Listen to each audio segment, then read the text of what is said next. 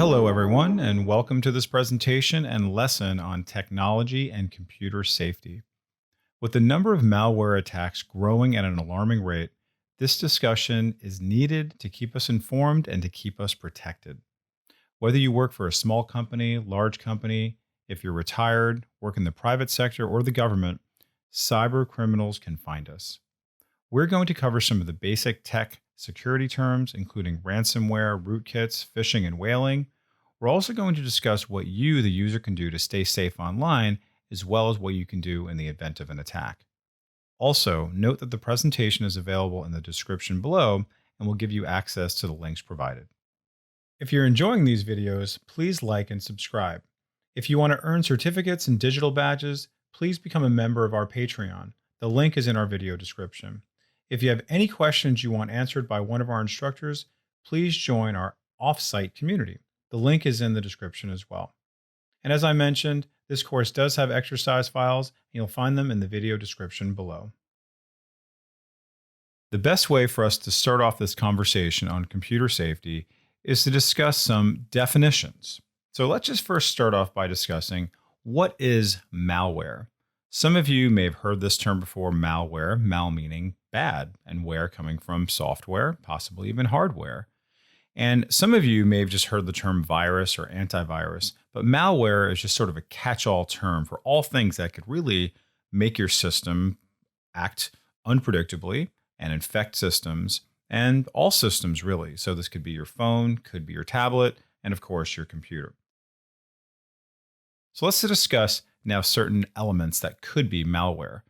Let's first just talk about a virus. Virus is probably the most common thing you'll hear about the different types of malware and the different types of elements that could harm your computer. So a computer virus is essentially a malicious code that can replicate by copying itself to another program. Okay, so just like viruses we see in the real world, its sole purpose is to replicate and replicate and replicate, and then thereby doing harm to your computer. Now, a virus spreads between systems after some type of human intervention. So the intervention basically means like, hey, I opened up a file, I downloaded something, and then I tried to install it as an application on my computer. Now, viruses replicate by creating their own files on an infected system. Then they attach themselves to a legitimate program, but that program could be your operating system, your boot process, right, or documents, any element that exists on your computer, and it replicates and replicates, thereby doing harm, taking over, and then wreaking havoc for you essentially. Now, the virus requires someone to knowingly or unknowingly spread the infection. And we're going to talk about other ways how they can unknowingly do it when we discuss worms in just a second. Now, also note that a virus can also come from removable storage devices like USBs and other external hard drives as well. Now, worms are similar to viruses where, yes, they attack, and yes, they do replicate, but worms are a little more insidious, where it does not require human interaction to spread. Now, you can get worms by not necessarily opening up an application or downloading something or clicking on a link. They just suddenly appear. So, of course, working with the right kind of antivirus, anti-worm, anti-malware program will help detect these things. The next type of malware I want to discuss is Trojan horses. So Trojan horses, in the technological term, is basically just a fake program. Something that's a fake program, it's not necessarily doing what it says to do, and it could lead to all kinds of different problems. They look very slick, very convincing. Now, the term comes from the ancient Greeks, where the Greeks were at war with the land of Troy or the Trojans, and they gave them this fake wooden horse as a gift to say, hey, listen, we want to be at truce with you. We don't want to be at war. So when the Trojans brought them into their kingdom, when they brought in the wooden horse, little did they know that gift was filled with Greek soldiers, and therefore the soldiers were now inside their kingdom, and then they were able to attack the Trojans and thereby be victorious.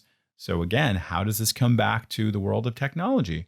You may accept something that looks like a gift into your kingdom and say, hey, wow, how nice of the internet to give me this amazing word processing program, this amazing spreadsheet program, this amazing photo editing program, or even guess what? An antivirus program. it could look like something real, something really helpful, but in fact, it is harmful. Okay. And these things can come from advertising, from links. It could be looking very, very convincing. And it's really up to us to make sure that we do not click on something we do not recognize. We don't download something that we don't recognize, because once we download it, chances are we're going to install it and we give it an opportunity to take hold of our computer, our operating system, our files, our registry values, which we'll talk about in just a little bit. But you can see all these things, once we let this fake program into our kingdom, we are allowing ourselves to be more vulnerable. The next thing we're going to talk about as far as malware is ransomware. And you'll see that ransomware at this point, I'd say, is the most lethal and the most costly of all the malware elements that are out there these days. So what is ransomware? Ransomware essentially is also a type of malicious software that threatens you with harm, usually by denying you access to your data. Okay, but as the name implies, the attacker then demands a ransom from the victim with the promise to restore access to the data upon payment. Okay, now these can come from phishing scams, where you are clicking on something that you think is coming from a trusted source, like a bank or a tech company, and then suddenly you have the ransomware installed on your computer, and then it could be the next day, could be weeks, could be months, and then suddenly you have a message coming on saying, listen, all of your documents, all of your files, all of your programs are locked up unless you send me hundreds or thousands of dollars. And so we're going to discuss a lot more about ransomware later on in this presentation. And finally, rootkits. So rootkits are quite possibly the most dangerous and also the most insidious of all of the different malware that we've discussed so far. So rootkits essentially remain hidden. So you don't even know it's happening. Why don't you know it's happening? Because rootkits, what they are doing, in addition to wreaking havoc on your operating system, on your files, on your documents, they can also disable your antivirus program. So you don't even know you have it. They have essentially disabled your entire security system. So once they're in there, they can be stealing your passwords, they can be stealing your credit card information. They, of course, can be attacking your operating system and your entire file system. And rootkits are incredibly hard to detect. And many times, by the time you even detected a rootkit, it might be too late, and therefore you have to reset your entire operating system. So as a preventative measure, you always want to make sure that you are in fact backing up all your content, so therefore you're not losing any of your files. Now, rootkits can get on your computer very similar to the way that viruses work, that you might open up an email, could be a phishing email, you click on a link, it takes you someplace, and then suddenly the rootkit lives on your computer.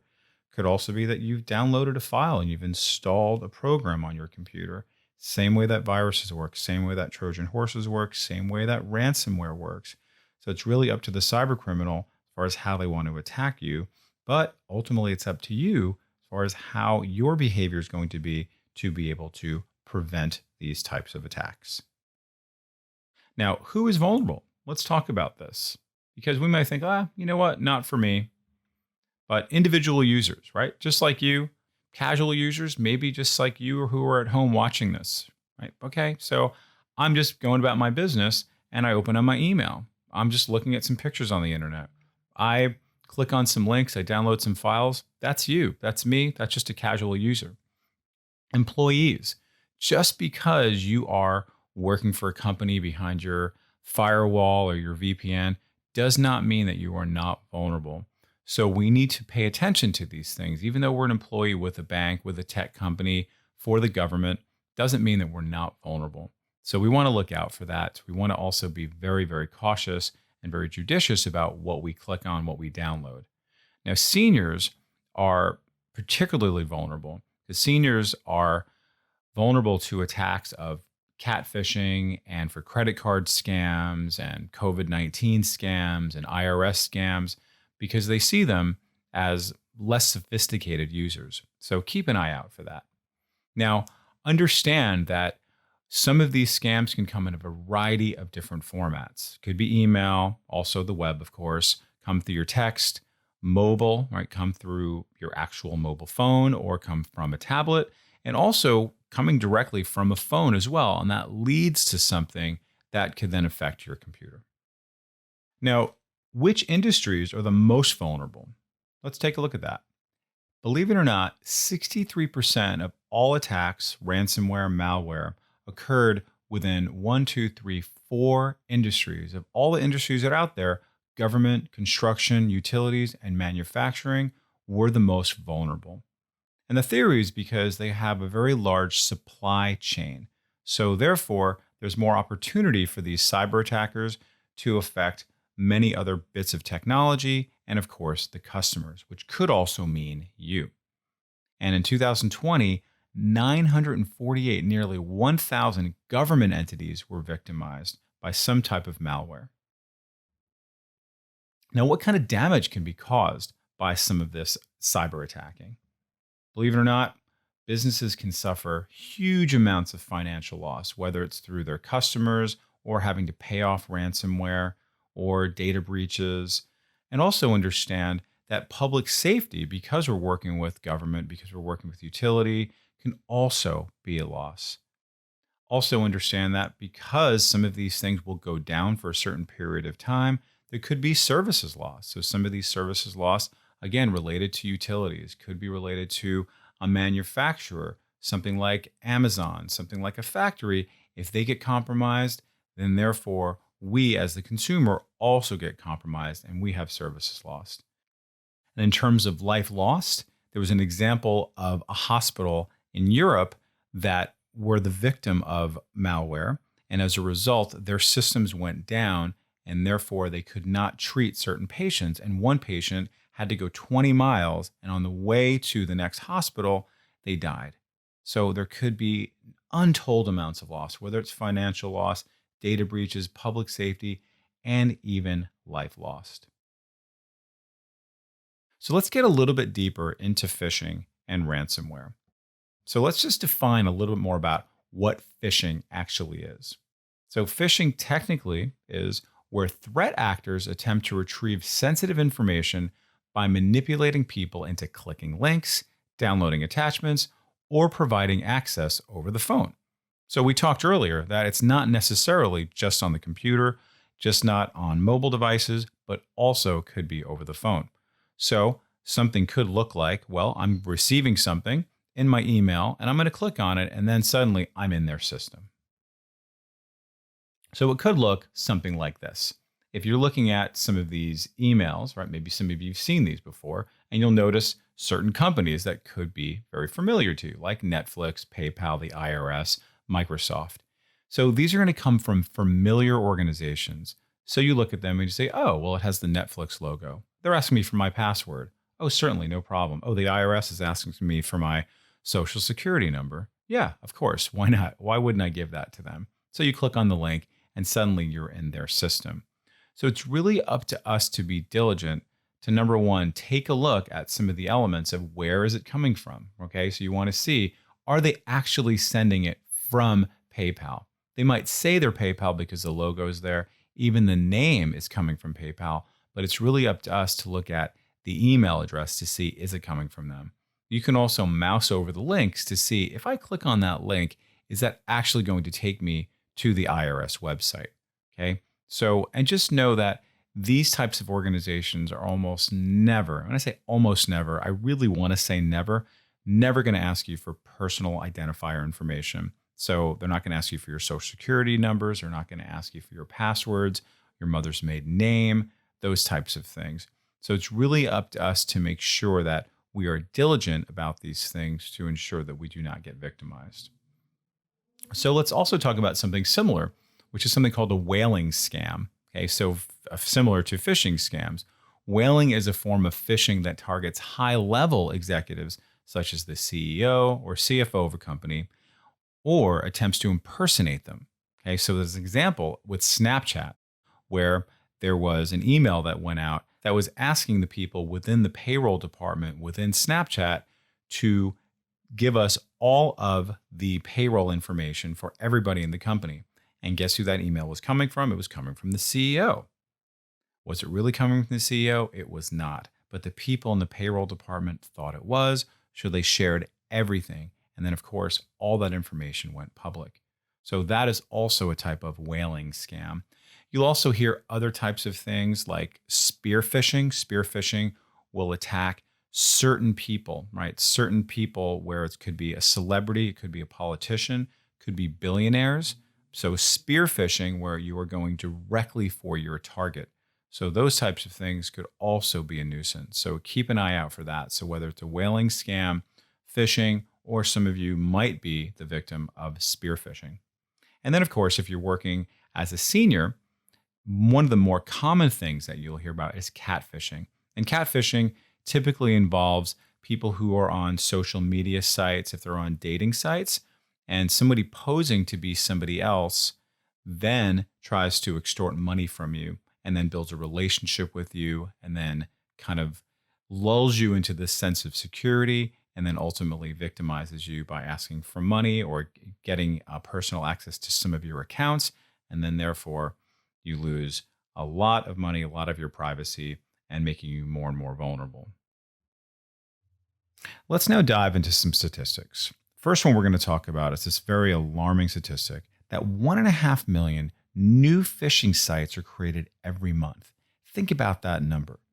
Think about how many opportunities there are to ensnare us, for these cyber criminals to get our information and then ultimately plant their eggs into our system to give us malware, to give us ransomware, to give us worms, to give us viruses as a result of new, more and more sites. Now, what does this mean, phishing sites? Think about that. Whenever we click on a link, whenever we potentially download something or click on some of this malvertising, right, it gives them an opportunity to collect our information on those sites. So as a result, more and more emails are then generated by these cyber criminals. So it's really up to us to be diligent and to be judicious on what we click on, because these cyber criminals are not sleeping, because these robots are doing all the work for them. These algorithms are doing the work for them, practically working tirelessly 24 hours a day to create more and more opportunities to ensnare us into their traps. Now, ransomware, here's just a short list of the different kind of ransomware that's out there. Maybe some of you have heard of these: CryptoLocker, CryptoWall, NotPetya, Ryuk. Okay, so a lot of these things, maybe some of you have heard of these before, but these are the types of things that you will see for ransomware. Okay? And then again, what ransomware is, they're going to attack your computer, freeze everything up, and then as a result, they're going to ask you for money, i.e. a ransom, to then get all of your files back. Now, an example that occurred in 2017 was FedEx. FedEx lost an estimated $300 million in the first quarter from the NotPetya ransomware attack. So this could happen to any company, large and small. And FedEx is one of those examples that, because they have such a large supply chain, it happened not just to them on a small level, but it also occurred where it attacked everybody that they have relationships with, including their customer.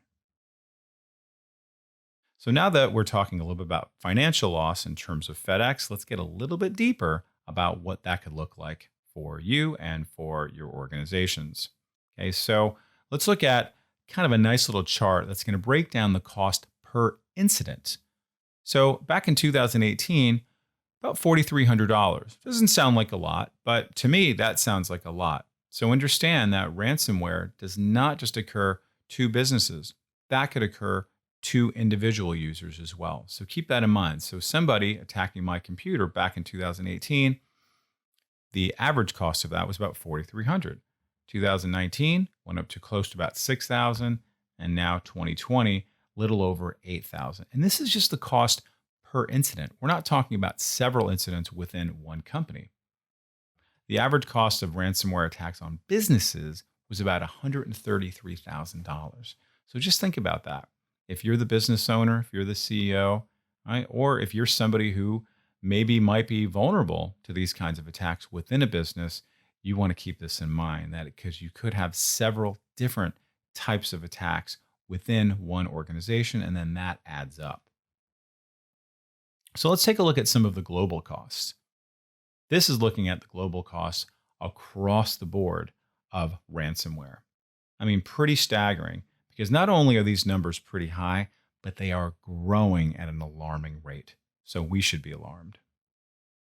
20% of ransomware attacks involved phishing scams, believe it or not.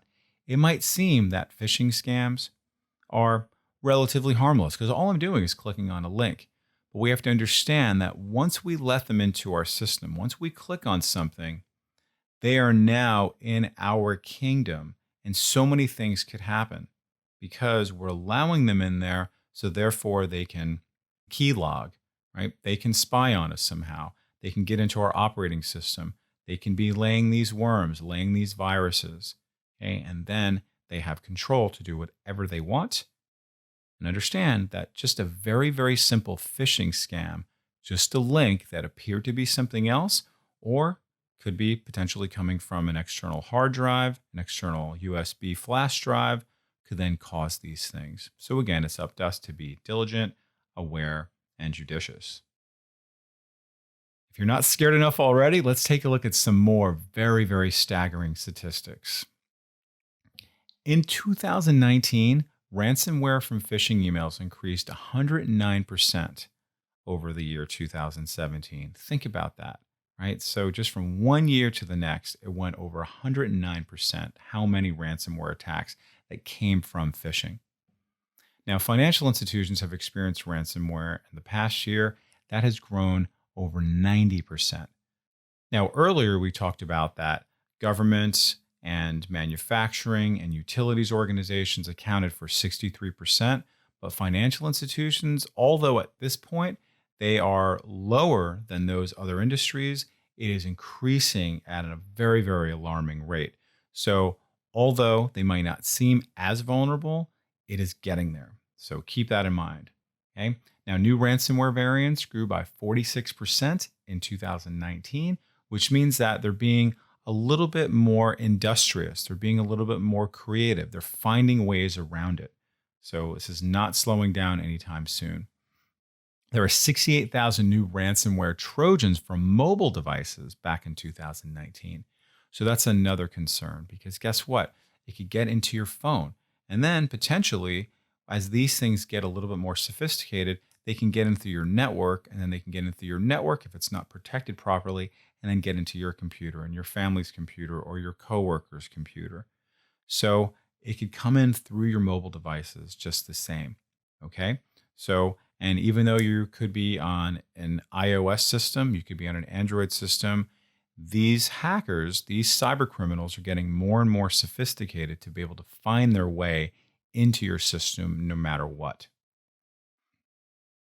Now, ransomware attacks increased 41% in 2019 with 205,000 businesses who lost access to their files.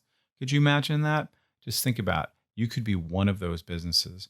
And this is back in 2019, last time these statistics were all compiled, and it's only growing more and more today. 14 seconds. How often a business will fall victim into a ransomware attack? Think about that. Right? By the time I finish this sentence, another business will fall victim to a ransomware attack. So it is really up to us to be diligent to make sure that we are not the ones that click on these links. We are the ones who stay protected. We are the ones who stay educated. Now, let's just briefly talk about shopping online. Many of us shop online, but this is another place that we can become much, much more vulnerable than even just looking at our emails. So let's just take a look very simply at browser safety. So let's just make sure we understand what a safe website looks like. You want to make sure that your website, what you're looking at, has the secure emblem there, and it also has the HTTPS for security. Most websites have that these days, and you will see that Chrome and Firefox and Edge and also Safari are very good about telling you when a website is not secure. So we, as the user, need to be diligent and aware so we understand that, hey, wait a second, this site is not secure. So I should not be giving them my information. I should not be giving them my credit card, my social security, creating an account altogether with these. Also understand that there is a tech support scam that's going around. It's been going around for probably about 7 years now, where you might get a little pop-up on your browser that says, hey, your computer is affected. and it'll give you a 1-800 number telling you, uh-oh, your computer's infected. Please call this number. So as a result, we call the number, and then therefore this comes into our computer. Now they can be very sophisticated where they can say, hey, I'm calling from Microsoft. Hey, I'm calling from Apple. Okay. And I found that there's a problem with your computer. They could be as sophisticated to say, hey, this is your company, and the company that you work for is telling you to call this number. So you may think like, oh, this is coming from my company that I currently work for. You might work for Salesforce or Walmart or something. Oh, great. They're looking out for me. They found something, and I call this number, and then suddenly they're in my system. And then they're giving me ransomware. They're giving me virus. They're giving me worm. Also, keep an eye on extensions. You want to avoid these free extensions. If you're not sure about it, just read it, look at it, look into it. If you're working for an organization, you want to ask them, say, hey, listen, are these legitimate extensions for my browser? Because sometimes they're okay, many times they are, but you also want to look out for some of these things like, free recipes, free coupons, free map directions, things like that. Okay, but if it's connected to an application that you already use, many times it can be safe, but just keep an eye out for that. All right, so shopping online, let's get a little bit deeper. You want to make sure that you're using familiar websites, right? Just places that you've heard of before, you know that they're legit. And of course, like I said earlier, look for the lock icon and the HTTPS inside the URL. Definitely do not share your personal information.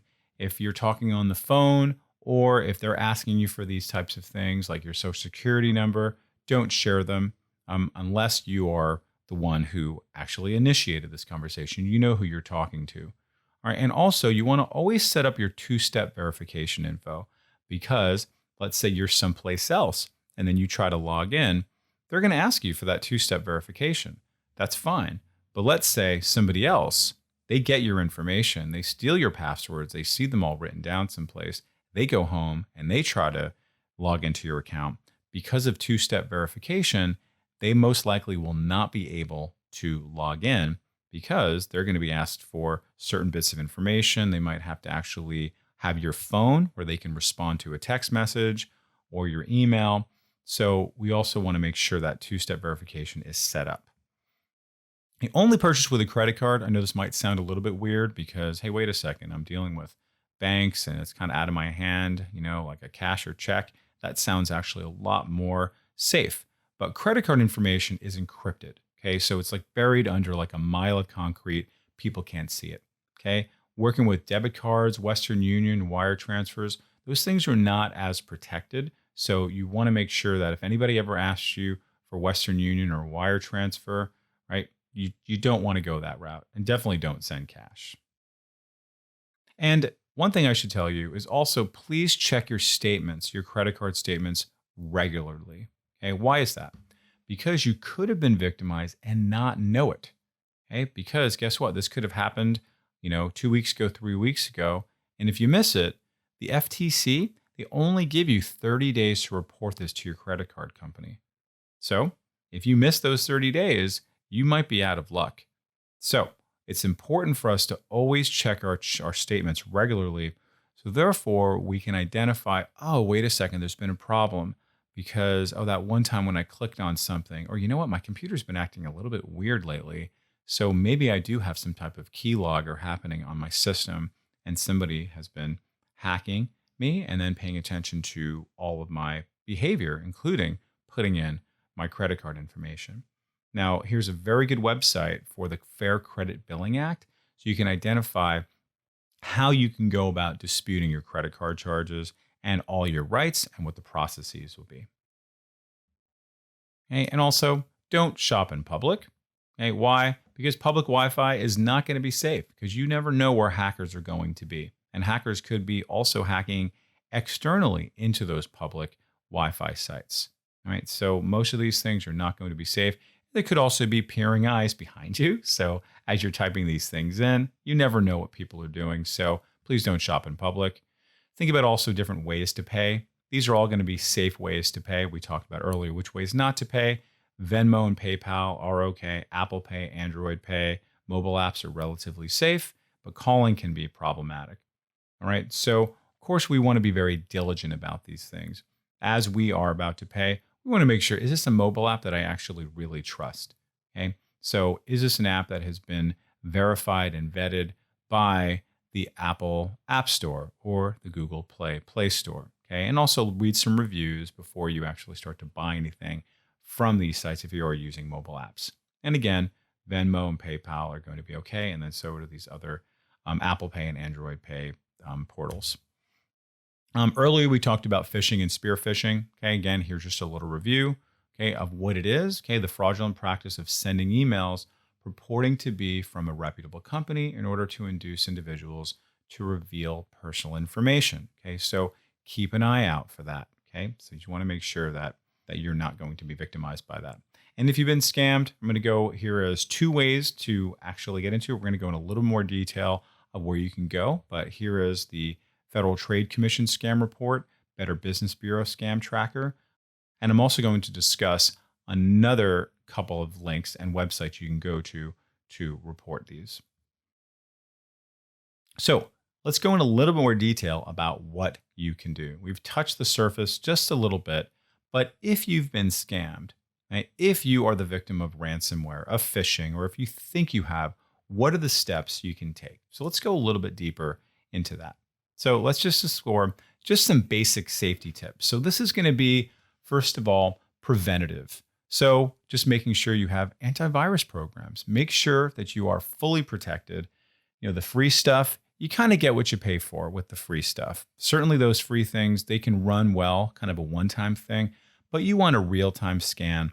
And you also want to make sure that you have full protection. Looking, hey, does this antivirus program protect me from rootkits, from ransomware? Is there a browser extension that I can put on there to make it so I'm actually fully protected and it's going to quarantine some type of threat when it comes up? You also want to make sure that your antivirus programs are up to date. Why? Because the cyber attackers, they are constantly innovating. They're trying to be more creative, a little more shifty to outsmart us, outsmart our companies. So we need to be up to date with our programs. So our antivirus program, they are suggesting something and they're saying, hey, listen, you know what? You have a new virus that's out there. So we just found out about it. So you need to update. And I have a few recommendations, but certainly these are not exhaustive. I do like Malwarebytes. I think it's only gotten better and better. I've also used WebRoot before, but there's also other ones like Sophos, McAfee, and Norton Symantec have gotten better. I used to not recommend those personally because they would slow down the system, and I didn't think that they were very effective. Companies like Kaspersky, I do not recommend those. They've been found to come from some nation states, if you will, that are not necessarily safe for us. So keep that in mind. So computer security. So make sure that you have an active firewall. So that's going to protect your computer and protect your network from anybody else coming in from the outside. Most antivirus programs come with their own firewall, and most operating systems have the firewall activated by default. You want to make sure that your Wi-Fi is in fact secure. So your password is secure. Make sure it's a good one. Make sure you don't give that out to anybody else so nobody else can hack into your system. And also get yourself a webcam cover. Because guess what? People can be spying on you, but they could also be looking at what you're typing. So we want to cover your webcam when you're not using it. You can buy those pretty easily. We discussed some other things with our browsers and our emails. Okay, make sure you update your browser and your operating system pretty regularly. Okay, because your browser is also paying attention to different types of security elements that are happening out there to make sure that you stay safe, as well as your operating system, whether it's Windows or if you're on a Mac operating system. Right? And then DuckDuckGo is another alternative for people who want to be a little bit more private, because the less privacy you have, the more that can lead to different types of vulnerability, because you might be more likely to get ads. You might be more likely to have links to click on, so it could turn into something. So DuckDuckGo would be something I'd recommend. All right, and then we talked about this a couple of times already, making sure that you have the HTTPS and the lock icon in the browser address bar before you start working on a website.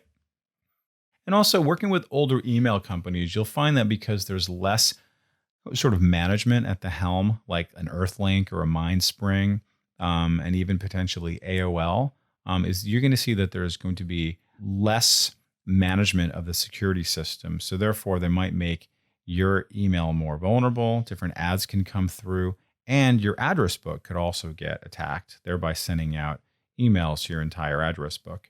Proton Mail seems to be the most safe. They, I believe, are out of Europe. You can get a free account with Proton Mail, which gives you a certain level of protection and also a certain level of emails you can bring in. Then they also have a premium version. And Gmail also seems to be quite safe, and they're very diligent about it. And also, if you're working with iCloud, also iCloud.com seems to be quite safe. And although Yahoo has had their problems, maybe about stopping, in my opinion, about 6 years ago, I think it's actually gotten much more safe. They've actually gotten their act together a lot better. Okay, and also another thing you can do is you can go into incognito mode. So if you're in incognito mode, then you're less likely to have certain elements pop up, and you're less exposed. It's not a surefire way, so understand that, but it will kind of lead less to different kinds of vulnerabilities. And when you are erasing your cookies and cleaning out your temp files, you're less likely to get some of those tech support web scams, or at least that's the best way to get rid of those things, thereby making it less likely for you to click on certain potentially phishing scams that can lead to a lot more problems. Okay, and also let's talk about privacy and password. We discussed the two-step verification. When you're creating your passwords, if given the opportunity to do two-step verification, I'd recommend doing that. Okay. Also working with password managers, and not all of them are alike, but most of the main ones that you see out there, they've stood the test of time, like LastPass and Dashlane. And also you could be working with your keychain, working with Apple, and also Google Passwords. So at this point, there has not been any vulnerabilities. So you can definitely try those out. But make sure you're not putting it into just a spreadsheet or the back of a napkin, back of an envelope, something like that. And if you are putting in a spreadsheet, just know that you can password protect those. So keep that in mind. So of course you want to have your computer password protected, and then these files password protected just the same. And again, we discussed avoiding some free software and free extensions. The free software, that comes back to those Trojan horses. Okay? And Trojan horses can lead to a lot worse things than just not having the program you wanted, but that could lead to a new type of hacking and a new type of harm to your computer. So let's now go a little bit deeper into how to prevent phishing. Never provide personally identifiable information. Okay, you might hear that as PII. Okay, we've talked about that a little bit already, but just understand that if somebody comes in a little bit deeper, somebody says, hey, listen, I need to get your information here because, this is Wells Fargo and we're just updating our records. Like, oh, okay, I'm just going to give them my information. That should be okay. It's Wells Fargo. Don't do that. Okay, if they're asking for it over email, don't do it. Make sure that you're the ones who are calling them.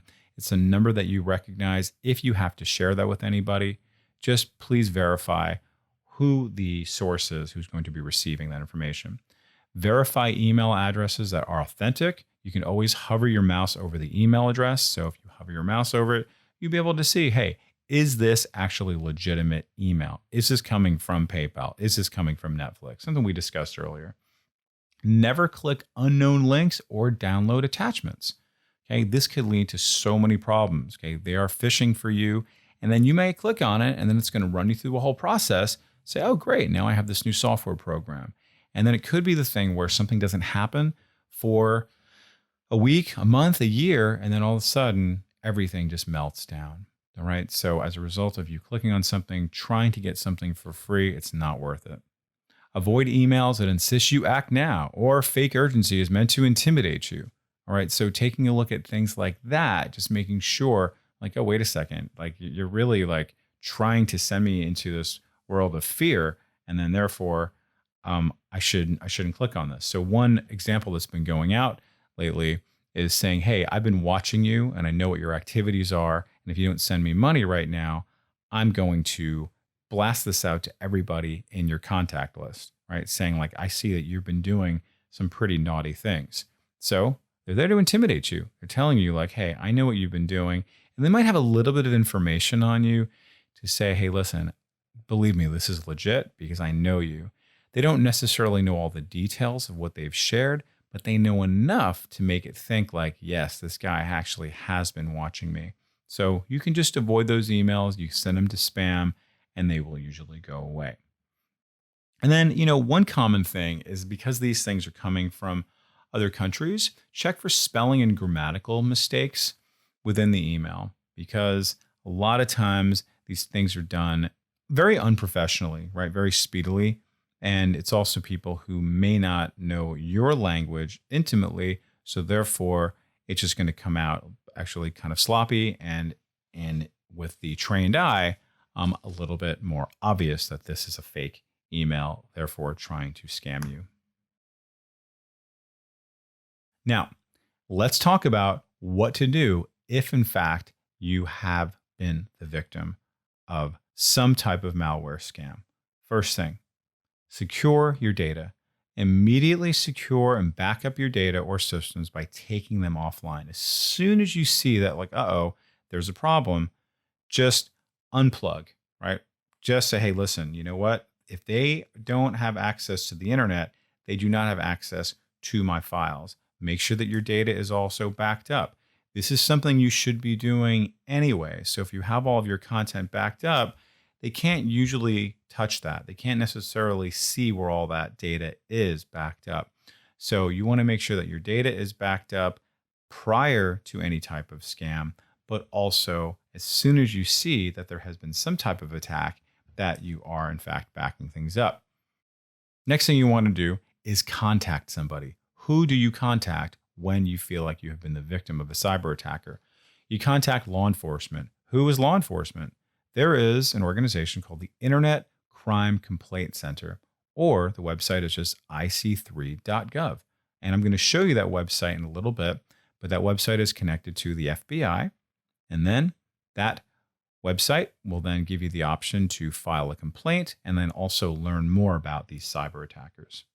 The next thing to do is to collect all of the content that is still available and still safely intact, and then put that into an external drive or an external computer to make sure that those are safe and accounted for, okay, before the ransomware attack continues by corrupting those files. Okay, and then also, I hope that this goes without saying, whether it's an attack big or small, that as soon as you see some type of vulnerability, some type of attack, that you change all your online account passwords and network passwords after removing them from the system. Okay, so you want to make sure that if they have access to your passwords, that guess what? They don't anymore, because then you have changed them. Because you never know. This could be an inside job, could be some kind of robot doing it. But once they have access to your account through your password, that's making you continually vulnerable.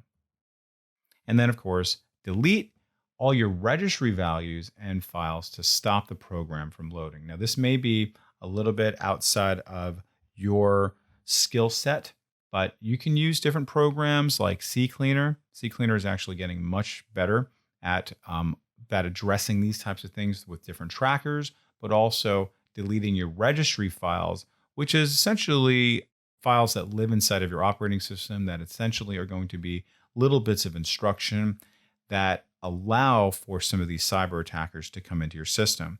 But once you delete those registry files or you renew them, these cyber attackers will have less of an instruction manual and they'll be a little bit lost in the maze of your computer as opposed to when they were in your system. Okay, so CCleaner is a good system for that. Now, let me take you over to the website where you can see where you can actually file a complaint and learn a little bit more about what types of attacks are out there preemptively. So if we go over to here to the ic3.gov website, you'll see this is a website that is run by the FBI. And you'll notice up on top here, you can file a complaint. You can look at different industry alerts to inform yourself. And then you can also just check out, well, what other things are out there in terms of different scams and different ransomware. And you can scroll down if you want to kind of stay up to date about the different types of fraud that's out there. Maybe you're a senior, you might want to go a little bit deeper to kind of read, well, what's the annual report? What's been happening? What are different trends and different ways to address these? We go over to here, you can see here's an opportunity to file a ransomware complaint if you want to do that. And that'll take you to this site here where you can fill out this very simple form and then submit your complaint. And then here is a little bit more information so you can learn about just all the different scams and how to be safe on the internet. Okay. And not just for you as an employee, but also protecting your kids and different types of things. What are different scams? And also, we talked about if you were a senior, how that might be of a concern to you as well. Now, some parting words. Now that we kind of understand about what's out there, we have a good understanding about what different types of malware can exist, how they might come into our computer, and also what we can do to prevent different types of harm to our computer and to our mobile devices, and also what we do in case we are the victim. Let's discuss some parting words. And this is going to be from some pretty notable individuals. And some of this may be obvious, but it's good reminders. While regulators are working hard to address the scourge of financial fraud, education is key. You are doing that right now. But some of these other resources that we just discussed are going to allow you to be more and more educated, to be diligent, to stay aware. Okay. Now, why is it important? Because with hundreds of millions of Americans' personal information readily available to criminals, all financial consumers need to take steps to protect themselves financially and digitally, including being aware of the latest trends in frauds and scams. So that's why that FBI website is going to be so helpful for you. Okay, so definitely check that out and check it regularly.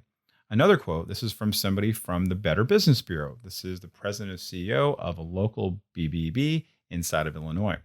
When an official looking message pops up on your computer stating that it has a virus and asking for your credit card number to provide repair, it's following a time-honored con artist tradition, right? I think we know this by now.